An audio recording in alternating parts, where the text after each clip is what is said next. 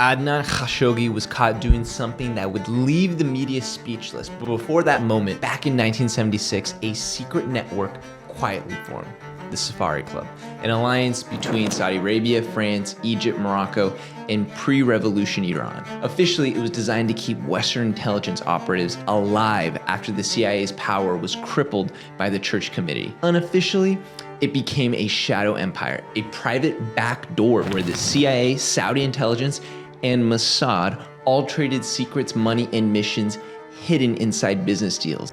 And standing right in front of it all, Adnan Khashoggi and his company Triad International was the front. His banks, BCCI and Geneva accounts were the pipelines, and his palaces, ranches, and yachts. By the late 1970s, Khashoggi began reaching out to Israel's defense minister, Shimon Peres, hosting him repeatedly in his Moroccan mansion.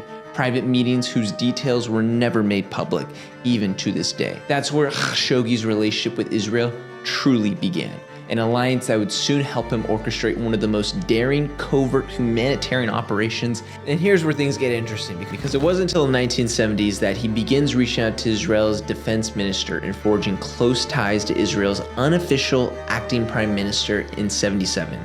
Shimon Peres. So now we have Khashoggi almost moving the pieces on the chessboard on the world stage, and things will take a rather massive turn when he decides to help Israel execute one of the most daring humanitarian covert operations in history. That mission would be known as Operation Moses. It was one of Israel's most famous ops, where they had a secret airlift of 14,000 Ethiopian Jews from the Sudanese refugee camps to Israel. The operation required coordination between Israeli Mossad officers, Sudanese officials, and Western financiers who could quietly pay the bills and open the right doors. That's where Khashoggi came in. According to Haaretz and multiple intelligence memoirs, Khashoggi used his friendship with Sudanese President Jafar al-Nimri to secure airspace, cover stories, and transit permissions. He reportedly financed part of the operation and even hosted Nimri and an Israeli cabinet minister at his ranch in Kenya, where logistics were finalized away from cameras and headlines. The mission succeeded, as we know today. 14,000 people were rescued, but the real story wasn't the flights, it was the cooperation between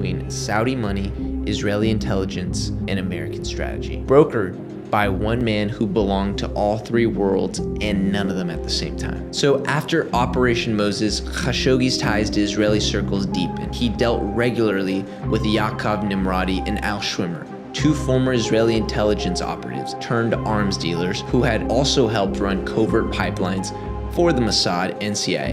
Khashoggi was their financer and their fixer, the man who could turn black operations into items on a business. So it's hard to deny his ties and partnership with Israel-backed intelligence agents. CIA documents later confirmed that Khashoggi personally requested Mossad background checks on Iranian arms dealer Manucher and Gorbanifer before advancing loans. Small but telling detail that put Khashoggi on record as a liaison between competing spy agencies. While Khashoggi never publicly said he was working for Israel, documents show he worked closely with Israeli arms dealers, and he helped finance Israeli arm transfers to Sudan. So the line between business and intelligence, it's blurry. So it's likely that Khashoggi became Israel's good Arab friend in whatever capacity that looked like. So by then, the Safari Club had evolved into something bigger than any one nation. It was a freelance spy alliance, a private intelligence ecosystem that merged CIA objectives, Saudi finance. But the deeper you go into the story of Khashoggi, the blurrier the line becomes, because humanitarian operations like Operation Moses gave it moral cover. But what followed, the arms deals, the money laundering, the political manipulation, would push Khashoggi's network from quiet cooperation into the realm of full-blown covert warfare. And that's where the story begins to merge with the next generation, the private financiers, spies, and billionaires who would use his playbook to build empires of their own. By the 1980s, that same invisible hand reached all the way into the White House. He decided to continue his gambling lifestyle, already amassing a fortune of billions of dollars.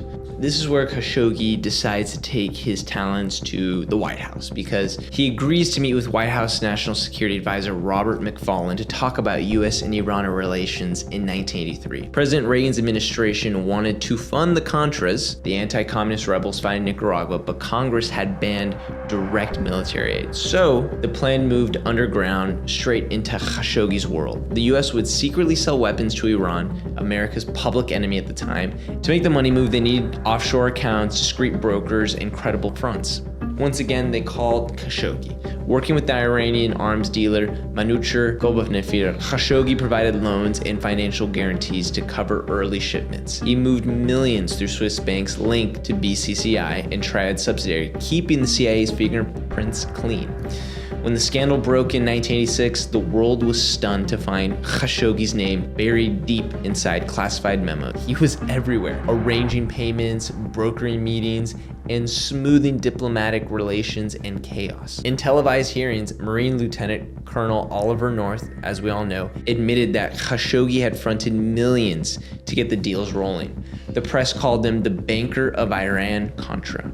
Yet again, he escaped prosecution. No conviction, no confession, just another headline and another layer of myth. Because the truth was bigger than any single scandal. Iran-Contra was proof that the same shadow system built during the Lockheed years, the same offshore banks, the same private companies, the same secret alliances was still running global policy. So the Safari Club and Iran-Contra weren't just operations, they were templates, blueprints for how modern power would work from then on. Privatized, deniable, and always profitable. By the time Khashoggi's empire finally started to crumble, his ideas had already infected the world.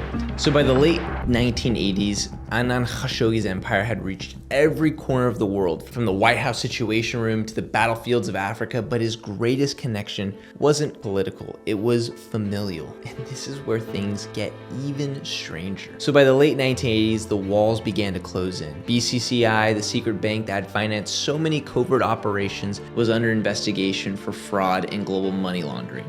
And the dominoes started to fall. In 1988, Khashoggi was arrested in Bern, Switzerland, accused of helping Ferdinand and Imelda Marcos hide hundreds of millions in stolen assets, artwork, jewelry, property. He was held in a small Swiss prison for 3 months, going from billionaire life to living in a 6 by 8 foot cell. He was extradited to the United States, paraded through headlines, and accused of being the financer of dictators. Western banks froze his accounts. Triad International, once the most powerful private network in the world, collapsed under unpaid loans and seized assets. When investigators dug in, hundreds of shell companies spread across Switzerland, Panama, Luxembourg, and the Cayman Islands. A spiderweb so complex that forensic accounts simply gave up. One US investigator called it too global to prosecute. Khashoggi was acquitted in 1990. Again, untouchable, but his empire never recovered. The damage was done. Western banks froze his accounts. His flagship company, Triad International, collapsed under unpaid loans. The yachts were sold, the jets grounded, the mansions repossessed. For the first time, the man who could move billions was running out of cash. And in the 1990s, Khashoggi became a ghost of his former self. He still appeared at conferences, spoke of peace and business, and smiled for the cameras, but the empire was gone. The headlines called him a relic of the Cold War. But behind the scenes, the network he created was still working, and his total net worth was now only a whooping $8 million. The bankers who once wired his money were now wiring others. The shell companies he invented became the blueprint for modern offshore havens. And the same intelligence structures that had relied on his discretion had simply changed names and addresses. His ideas lived on through oligarchs, oil tycoons, and new generation of fixers who operated the same way he once did. Invisible, deniable, and always profitable. So probably the most consequential meeting in modern Russian history was one of the strangest connections imaginable, a direct line to Adnan Khashoggi. To understand how a Saudi arms dealer ended up linked to the rise of Vladimir Putin, we need to go back to 1999. That year, a series of apartment bombings ripped through Russia. Hundreds were killed in the dead of night. The Kremlin blamed Chechen terrorists, but many investigators, including journalist David Satter, who was on the Julian Dory podcast and who I've done a video on, believed the attacks were a false flag operation ordered within Russia's own intelligence services. At the time, the country was collapsing. President Boris Yeltsin's approval rating hovered around 2%. He was a drunk on TV and people made fun of him. The oligarchs who surrounded him, the so-called family, were desperate to protect their power and find a successor. who could keep their secrets buried. Then came the bombings. Overnight, the chaos united the country in anger and fear. A new war was launched against Chechnya. A little-known former KGB officer named Vladimir Putin suddenly became the face of vengeance and stability. Within months, Yeltsin resigned early, handing Putin the presidency. His approval rating skyrocketed from single digits to over 60%, and Russia had found its new strongman. The world remembers it as the moment Putin was made, but what almost no one remembers is that the meeting that set it all in motion, the one between Yeltsin's inner circle and Chechen warlords, according to congressional testimony and David Satter from multiple investigative reports, in July 1999, 1 month before Chechen militants invaded Dagestan, a quiet meeting took place in southern France, inside a villa owned by the possible espionage asset and notable Saudi arms dealer Adnan Khashoggi. There, high-level Russian officials met with Shamil Asayev, the notorious Chechen commander, later blamed for some of the worst atrocities of the war. And the evidence, it was cited in US congressional hearings and by the Hoover Institute scholar John Dunlop. And it draws on French and Israeli confirmation of that encounter. I wonder how Israeli knew. But what were they discussing? According to those investigations, the meeting's purpose was to nudge the Chechen extremists toward invading Dagestan, a provocation that would give Moscow the perfect pretext for a new war. The goal, he argues, was to craft the narrative that would justify a new war in Chechnya and pave the way for Vladimir Putin's rise. If true, it means the false flag narrative didn't begin in a basement in Russia. It began on a French coastline in the luxury of Khashoggi's own villa, the same kind of neutral ground where the world's covert players had met for many decades before. So even as his fortune faded, Khashoggi's properties remained crossroads of power, places where princes, spy masters, warlords shared champagne secrets and plausible deniability. And if the accounts of that July 1999 meeting are accurate, then Adnan Khashoggi's shadow reached even into the birth of modern Russia's strongman era. And what's even another strange connection, which I mentioned in the beginning, is that his family in some capacity had merged with the British royalty. Khashoggi's sister Samira had married a rising Egyptian businessman named Mohammed Al-Fayed, a name that would soon define old world wealth in London. Together they had a son, Dadi Fayed. That made Adnan Khashoggi the uncle of Dadi Fayed, the man who would later fall in love with Princess Diana.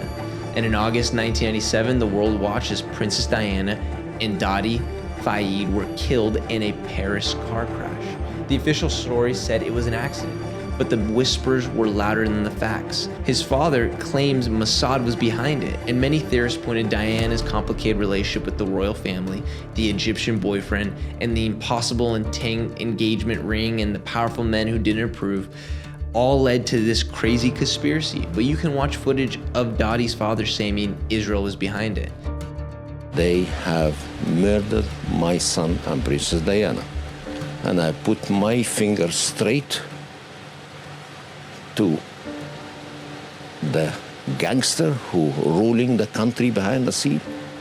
And when the British press revealed that Dadi's uncle was Adnan Khashoggi, one of the most connected men in global intelligence, the narrative only deepened. Was it a coincidence or consequence? The line blurred as the further theories grew. The fact that Adnan had a connection to the British royal family just makes his legend grow even more. And again, not to mention, his nephew was also Jamal Khashoggi, a Saudi journalist and dissident that made national headlines in 2017 for being butchered in a Saudi Arabian embassy in Turkey by Mohammed bin Salman. And that's a whole other rabbit hole, which I'll talk about at some other point.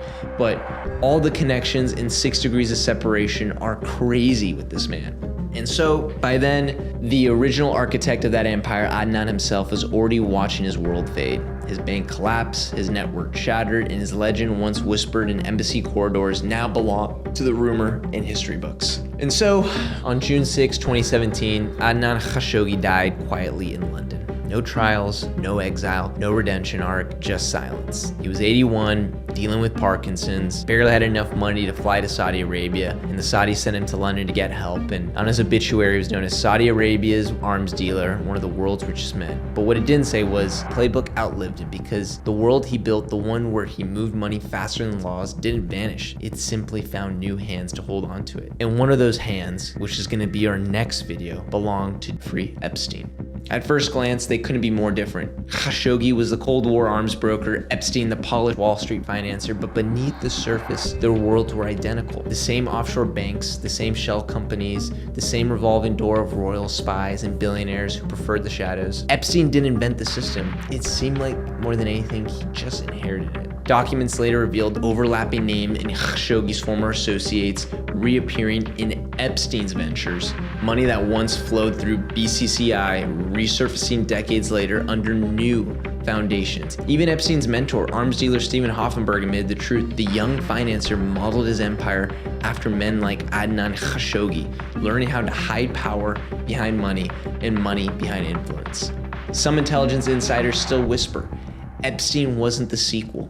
He was the continuation. In the next video that's gonna come out, we are gonna talk further about his connections to the Safari Club. We're gonna go deeper into what actually happens to his wealth, as well as eventually touching the very famous accounts, and the ones that you all are probably most interested in is the ties to Jeffrey Epstein and Israel with the Mossad connections. And until then, I will see you in the next one. If you haven't already, please like, comment, subscribe. My name's Alessi. I'll see you in the next one.